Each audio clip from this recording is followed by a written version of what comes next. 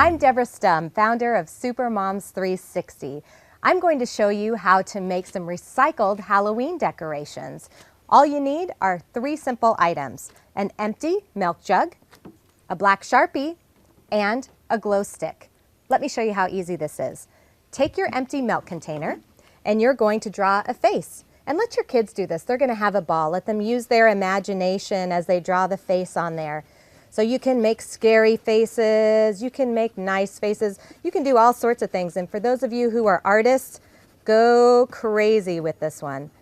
And all you are going to simply do once you've got that face on there, you want to blacken in the parts just like a Halloween jack-o'-lantern would be. Now this, let me tell you, during the day, these aren't going to look quite as exciting, but you put them out on Halloween night and they are going to look fantastic.